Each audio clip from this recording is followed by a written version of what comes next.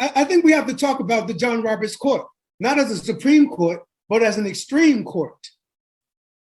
Citizens United, even the Affordable Health Care Act was considered radical by the interpretation of the law as a tax, interpretively, right? This is judicial activism of the most clear kind, and yet, of course, because it's a conservative doing it, they don't see their activism as activism. Their activism is judicial restraint.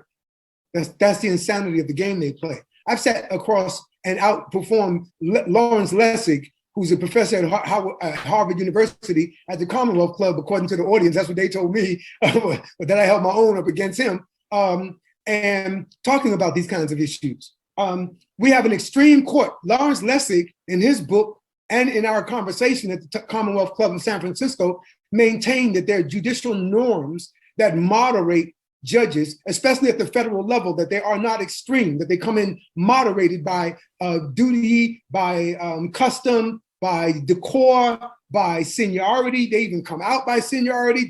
The Chief Justice, the most senior by age and tenure, to the least, on the furthest away from the Chief Justice, are the least experienced Chief Justice and the newest judges on the court. So there's all of this, ceremonial idea of making the court important. FDR tried to expand it from 9 to 14, right? And there's this old saying that used to be said a lot: a switch in time saved 9. It was talking about the number of 9. Biden, if you remember during the campaign, the big issue is, will you increase the court? Remember, will you try to offset this Amy Coney Barrett factor by packing the court? And everyone was like, oh, Biden wouldn't hit.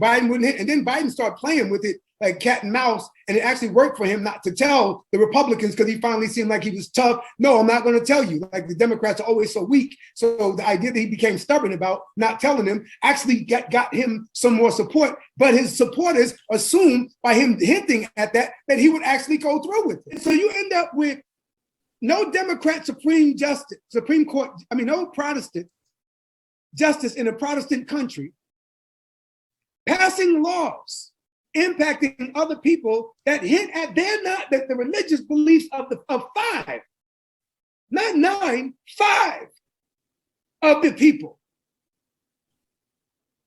And they were all appointed by Donald Trump except Clarence Thomas, who, like Larry Elder, is a black Trumper. And you got to remember, Clarence Thomas should have recused himself, and should recuse himself from anything because of the behavior of his wife when she drunk texts Anita Hill, and she drunk texts her and told her to apologize for what he did to her.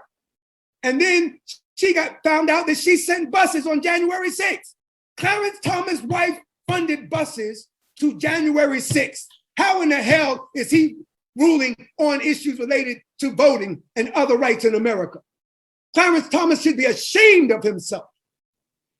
He was rated the lowest judge in American history, adequate, by the American Bar Association.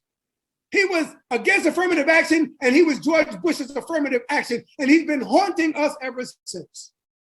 And he wants to make sure before he dies and leaves an awful, disgusting legacy, where these white folk every once in a while point to him coughing in court and say, oh, he did something, because he's too dumb to talk.